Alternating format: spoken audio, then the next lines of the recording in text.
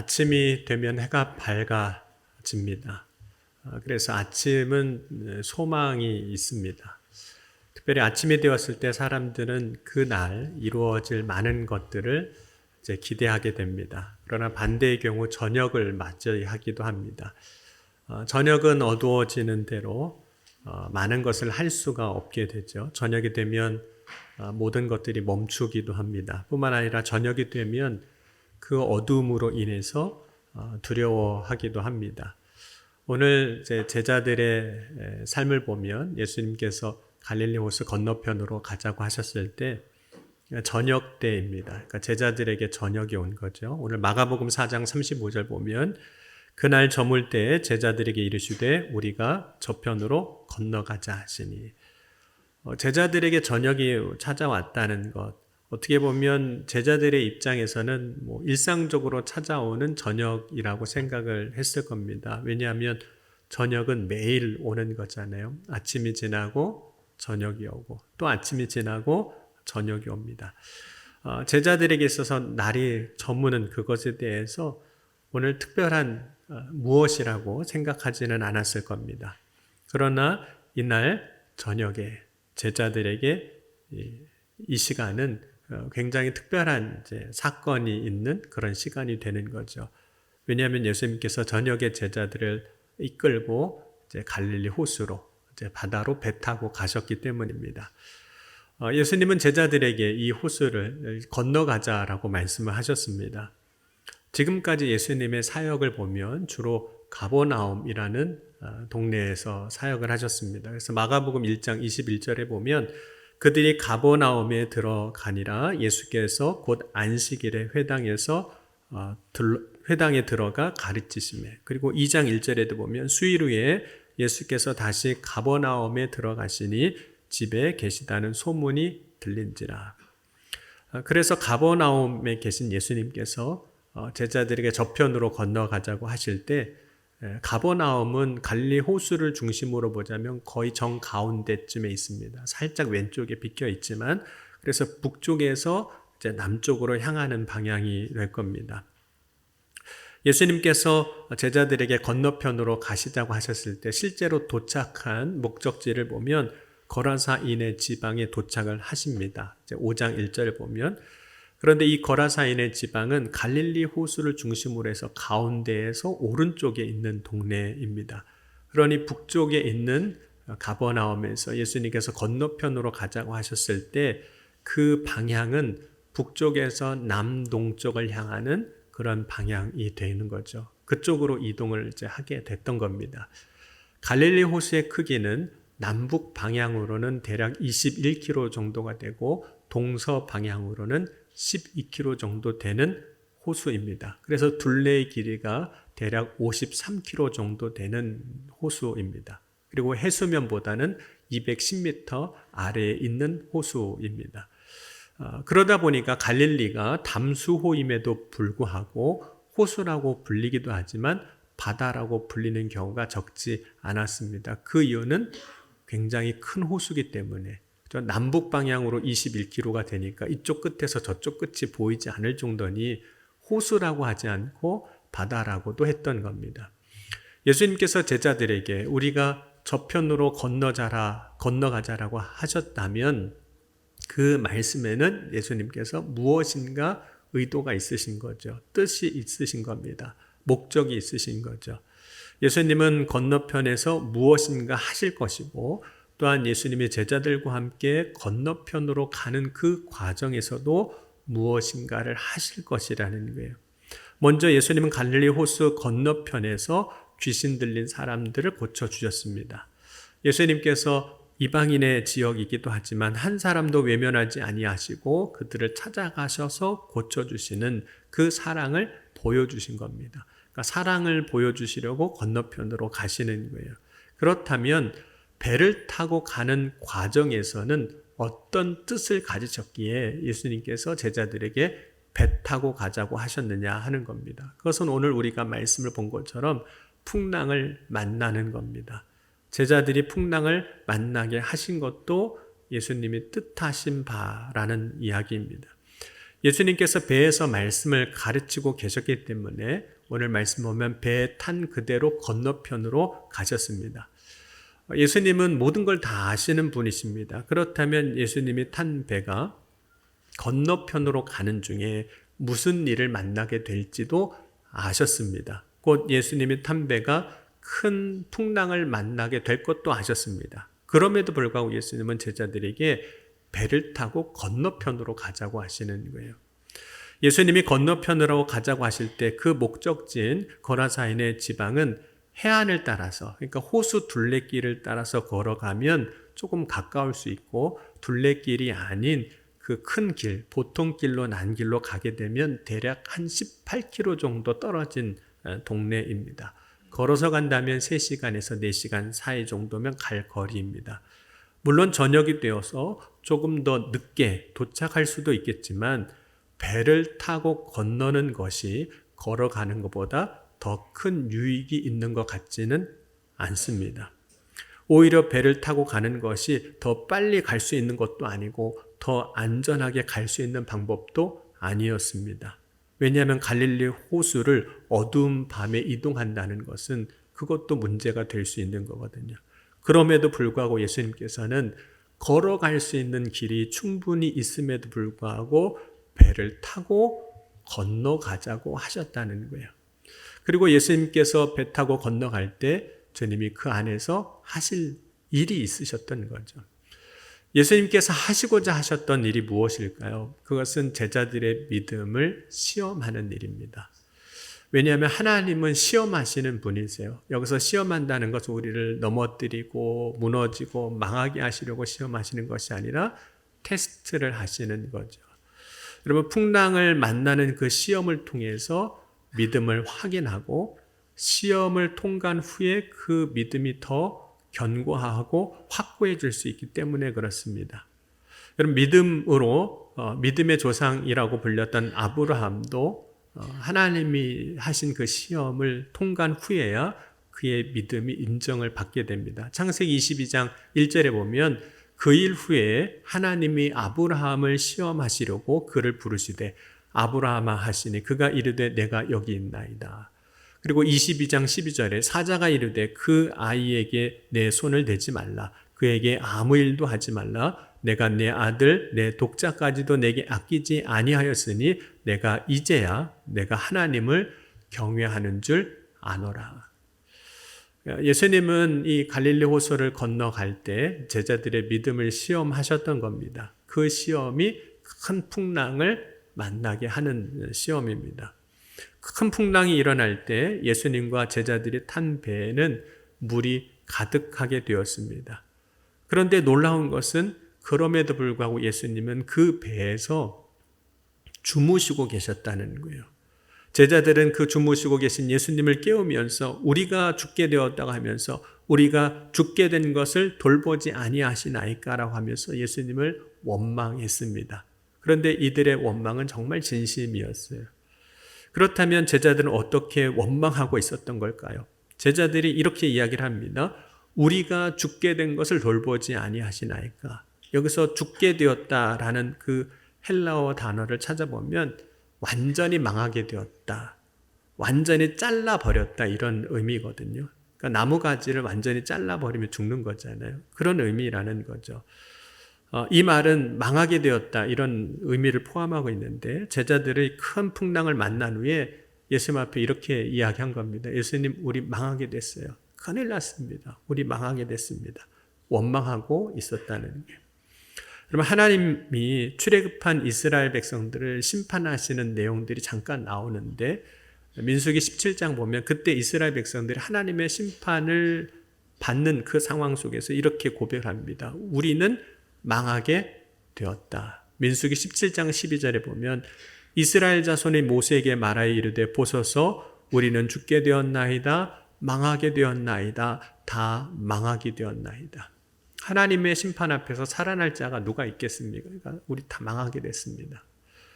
또 이사야 선지자는 하나님의 임재 앞에서 부정한 입술을 가지고 자신이 섰을 때 자신이 망하게 되었다라고 선포합니다. 이사야 6장 5절에 그때 내가 말하되 화로다 나여 망하게 되었도다 나는 입술이 부정한 사람이요 나는 입술이 부정한 백성 중에 거주하면서 만군의 여호와이신 왕을 배웠음이로이다 하였더라. 여기서 망한다는 것은 어떤 일의 실패를 의미하는 것이 아니라 이제는 모든 것이 진짜 끝났다라는 뜻을 가지고 있는 겁니다. 그러니까 제자들이 풍랑을 만난 후에 우리가 죽게 되었습니다 라고 말하는 것은 진짜 이제 우리는 끝났습니다. 이런 의미인 거죠. 그런데 정말로 제자들이 이 풍랑으로 인해서 망하게 된 걸까요? 결코 그렇지 않습니다. 그럼에도 불구하고 제자들은 이제 망하게 되었다라고 생각하고 말하고 있었던 겁니다. 그러면서 예수님이 우리를 이제 돌보지 않으셔서 그렇다라고 이야기를 해요. 우리가 망하게 된 것은 예수님이 우리를 돌봐주셨다면 안 망할 텐데 예수님이 돌보아 주시지 않아서 망하게 됐다는 거예요. 그러나 예수님은 제자들을 돌보지 않으신 것이 아니거든요. 왜냐하면 지금 제자들과 함께 계시기 때문에 그래요. 예수님은 제자들과 함께 계심으로 제자들을 돌보고 계시는 거예요. 여러분, 주님이 정말 우리와 함께 계심을 믿으세요? 그러면 주님이 우리를 돌보고 계신 거예요. 여러분, 제자들이 예수님을 향하여 돌보지 않는다고 하면서 했던 말, 망하게 되었다. 이 말의 의미는 또 이런 의미가 있습니다. 이 망하다라고 한 그 헬라어 단어를 보면 버렸다라는 의미도 있는데 우리 망하게 됐다는 건 버림을 받았다는 뜻이에요. 여러분, 예수님이 십자가 지실 때 십자가 위에서 엘리 엘리 라마 사박단이라고 말씀하셨습니다. 근데 이 말을 번역하면 나의 하나님 어찌하여 나를 버리셨나이까 이런 뜻입니다. 그런데 정말로 하나님이 십자가에 못 박히신 예수님을 버리신 것일까요? 예수님이 십자가 지실 때 하나님은 사실 아무것도 하지 않는 것처럼 보였습니다. 예수님이 십자가에 고난 당하시고 죽게 하셨습니다. 그러나 하나님이 예수님을 결코 버리시지 않으셨습니다. 오히려 하나님은 십자가에 달려 죽으신 예수님을 통하여 저주를 의미하는 십자가를 통하여 모든 사람을 구원하고자 하시는 하나님의 뜻을 이루어 가셨습니다. 버린 것 같은데 하나님, 그래서 우리가 망한 것 같은데 그런데 그 일을 통해서 하나님은 하나님의 일을 이루어 가고 계셨다는 거예요. 그것이 어떻게 보면 하나님의 역설이기도 하죠. 막상 풍랑을 만난 제자들, 그 풍랑 가운데 있는 배 속에 있는 사람들 버림을 받았다라고 생각하는데 왜 그랬던 걸까요? 그 이유 중에 하나는 예수님이 주무시고 계셔서 그래요. 주무시고 뭐래도 좀 하시면 좀 버림받았다, 망하겠다 이런 얘기를 안 할 텐데 예수님이 주무시고 계시는 거예요. 여러분, 세 번역으로 시편 44편 23절을 보면 이렇게 말씀을 하고 있습니다. 주님 깨어나십시오. 어찌하여 주무시고 계십니까? 깨어나셔서 영원히 나를 버리지 말아 주십시오. 또 시편 88편 14절은 이렇게 이야기합니다. 주님 어찌하여 주님은 나를 버리시고 주님의 얼굴을 감추십니까? 제자들이 예수님이 그 배 고물에서 주무실 때 예수님 정말 아무것도 하시지 않는구나. 주무시고 계시니까. 그러니까 우리를 돌보지 않으시는구나. 우리를 버리셨구나. 이렇게 생각을 한 겁니다. 예수님이 풍랑을 맞은 배 위에서 주무시고 계시다면 그 배에 함께 있는 제자들, 정말 제자들이 말하는 것처럼 버림받은 걸까요? 진짜 망하게 되는 걸까요? 제자들은 버림받은 것도 아니고 망하게 된 것도 아닙니다. 그런데 제자들은 그렇게 생각을 해요. 그 이유는 예수님이 지금 제자들이 만난 문제에 즉시 개입하시지 않았기 때문이에요. 여러분, 시편 22편 1절을 보면 이렇게 또 고백합니다. 내 하나님이여 내 하나님이여 어찌 나를 버리셨나이까? 어찌 나를 멀리하여 돕지 아니하시오며 내 신음소리를 듣지 아니하나이까? 시편 43편 2절입니다. 주는 나의 힘이 되신 하나님이시거늘 어찌하여 나를 버리셨나이까? 내가 어찌하여 원수의 억압으로 말미암아 슬프게 다니나이까? 제자들이 그 배에서 예수님을 향해서 우리가 망하게 됐고 우리가 버림을 당했다라고 생각한 이유는 주님이 주무시는데 그 주무시는 모습 보니까 우리를 돕질 않으시는 거예요.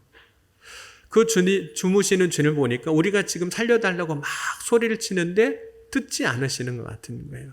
그래서 우리를 지금 어떻게 하셨냐면 슬프게 만드시는 거예요. 두렵게 만들고 슬프게 만들고. 그러니 주님이 돕지 않는다고 생각한 거죠. 제자들은 지금 만난 이 문제에 예수님이 즉시 개입하기를 원하셨어요.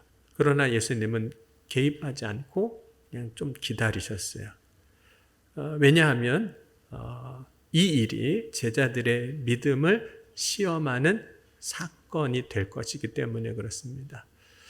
여러분, 학생들이 시험을 볼 때, 시험 문제를 풀 때 선생님은 어떻게 하실까요? 문제를 풀고 있을 때 선생님은 어떻게 하고 계시죠? 가만히 계세요. 네, 돌아다니면서 야, 그거 이렇게 풀면 안 돼. 이렇게 해야 돼. 이렇게 풀면 틀린 답으로 가는 거야. 하지 않으세요. 그냥 틀려도 때로는 잘못 풀고 있어도 그냥 지켜보시잖아요. 왜냐하면 시험이니까 지켜보시는 거예요. 그러니까 제자들의 생각과 예수님의 생각이 너무 다른 겁니다. 예수님은 지켜보시는 거예요. 근데 제자들은 즉시 개입을 안 하니까 예수님이 즉시 나의 이 부르짖음에 응답하시지 아니하고 돕지 아니하시고 나를 슬프게 하니까 예수님이 버리셨다라고 생각을 하는 겁니다. 그러나 예수님은 기다리시는 거예요.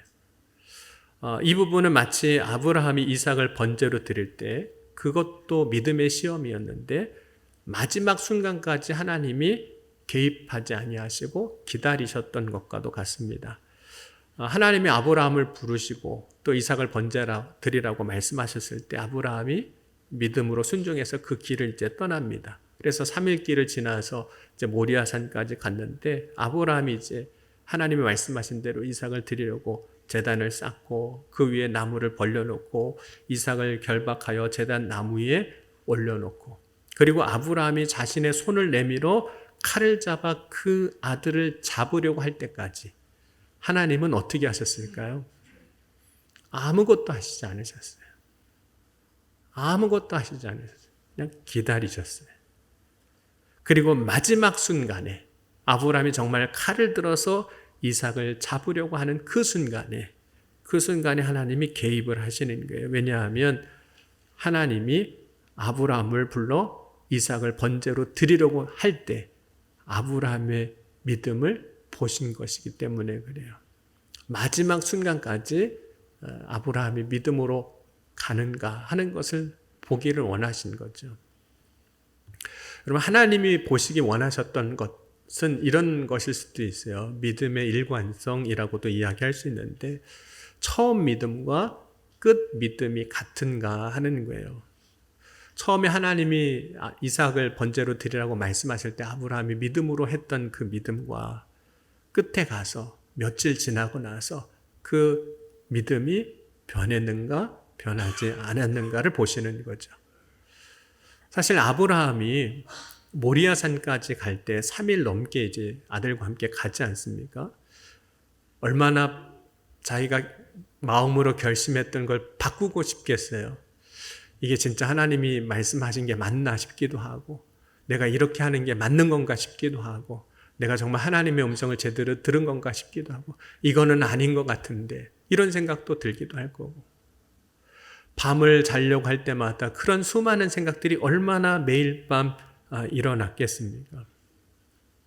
그런데 아브라함은 처음부터 끝까지 하나님이 불러 말씀하셨을 때 본인이 가졌던 믿음을 바꾸지 아니하고 끝까지 지키고 나갔던 겁니다.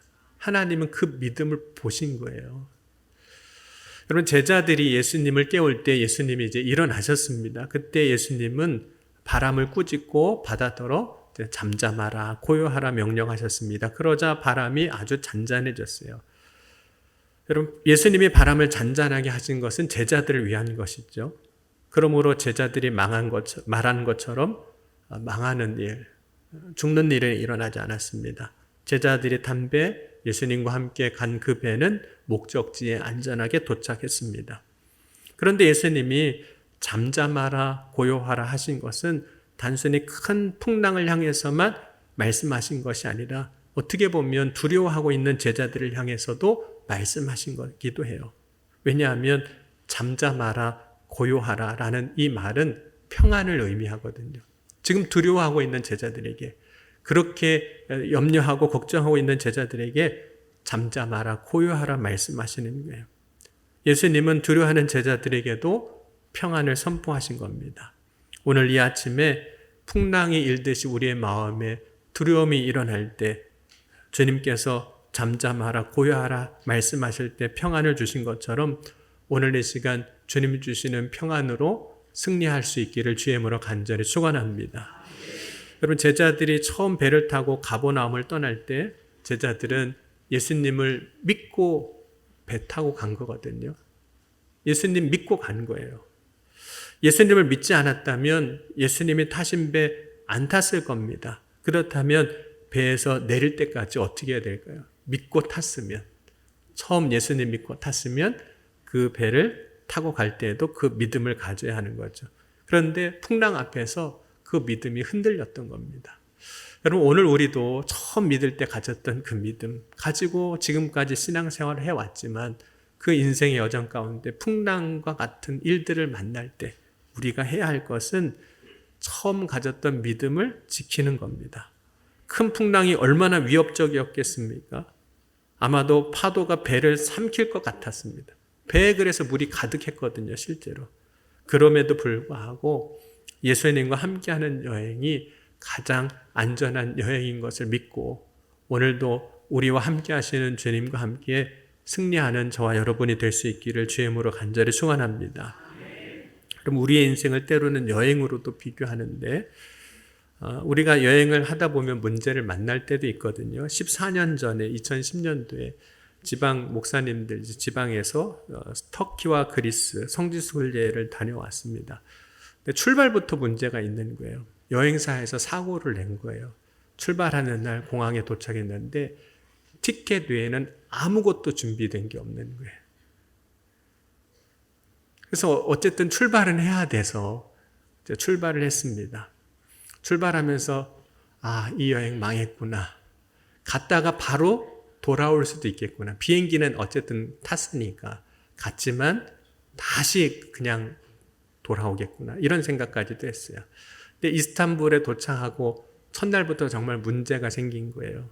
숙소는 예약되어 있지만 지불된 돈은 하나도 없고 가이드는 연락이 돼서 오긴 했는데 받은 돈은 아무것도 없다는 거예요. 그래서 여행을 어떻게 해야 될지 모르겠다고 그렇게 얘기를 하는 거죠. 그래서 그 여행을 주관하셨던 우리 목사님이 나중에 끝나고 여쭤보니까 이제 한국하고 통화하고 뭐 이러느라 전화 요금만 몇백만 원 나왔다고 뭐 할 정도로 그렇게 어려웠었거든요. 그래서 일정도 다 바뀌었어요. 막 거꾸로 가기 시작하는 겁니다. 모든 것이 다 문제였어요. 그런데 지금 와서 보니까 그 여행이 가장 기억에 남는 여행이에요. 어려움들은 있었지만 그 길을 인도하시는 분이 예수님이셨구나 하는 것을 다시 고백합니다. 그래서 그때 함께 했던 분들을 다시 만나면 그 이야기를 그렇게 얘기를 해요. 그때는 그랬었지라고 이야기를 합니다.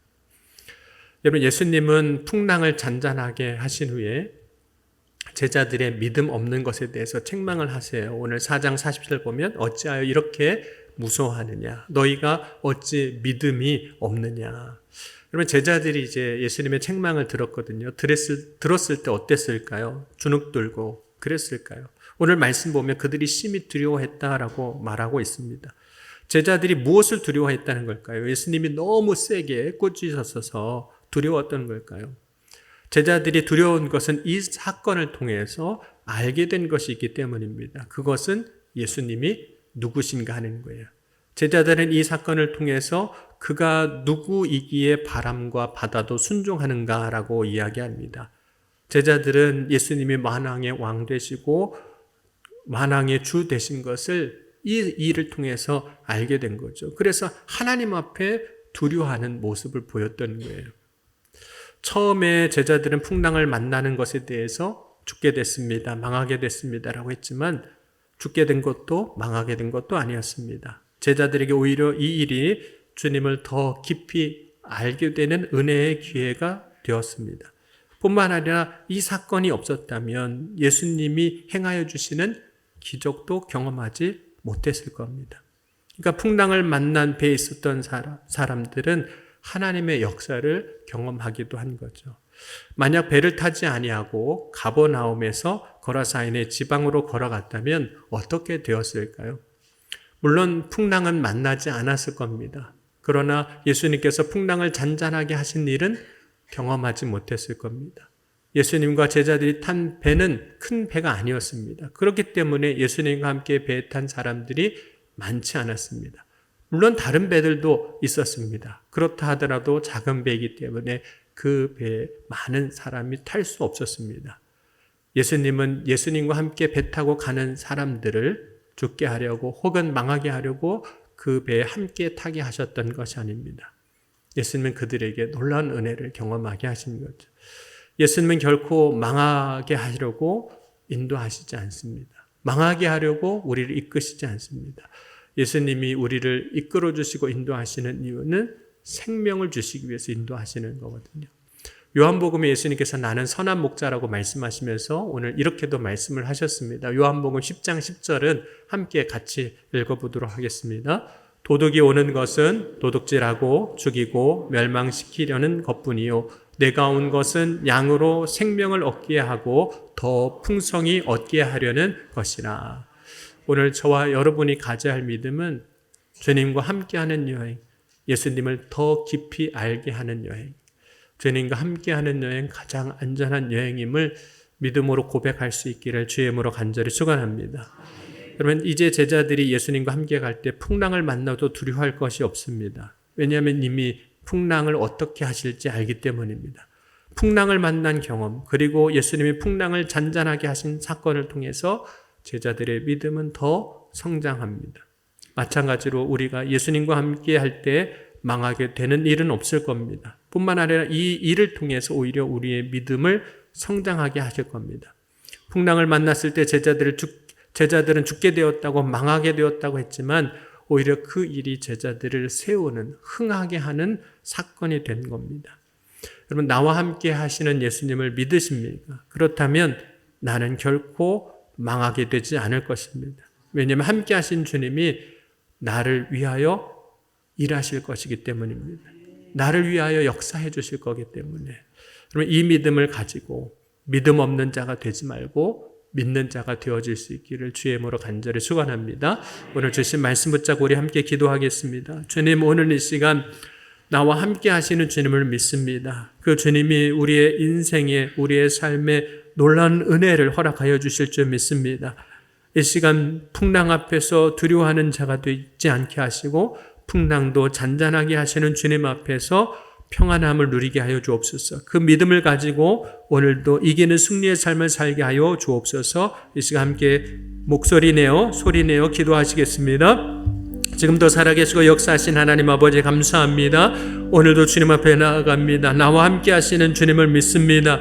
주님께서 우리 앞에 있는 풍랑을 잔잔하게 하시고 그리하여 우리 가운데 평안을 주실 줄 믿습니다. 풍랑을 잔잔케 하시고 우리 안에 있는 두려움이 사라지게 하시고 오직 주님 주시는 놀라운 기쁨과 소망으로 넘치게 하여 주실 줄 믿습니다. 지금도 함께 하시고 역사하신 주님을 기대하며 소망하며 나아가게 하여 주옵소서. 이 아침에 전심으로 주님 앞에 구하오니 구할 때 응답하여 주옵소서. 부르짖을 때 역사하여 주시옵소서. 우리에게 믿음을 더하여 주옵소서. 믿음 안에서 이기는 승리의 삶을 살아가게 하여 주옵소서. 주님 인도하여 주실 것을 믿습니다. 역사하여 주실 것을 믿습니다. 사랑의 주님 감사합니다. 오늘도 나와 함께 하심을 믿습니다. 나와 함께 하심으로 풍랑을 잔잔하게 하시고 우리 안에 있는 모든 염려와 두려움이 사라지게 하시고 주님이 주시는 평안으로 충만케 하여 주실 줄 믿습니다. 그 은혜를 오늘 이 시간 주님 앞에 나아가며 예배하는 모든 이들 가운데 부어 주옵소서. 주님께서 오늘 각 사람 가운데 역사하신 줄 믿사오며 사랑이 많으신 우리 주 예수 그리스도의 이름으로 간절히 기도하옵나이다. 아멘.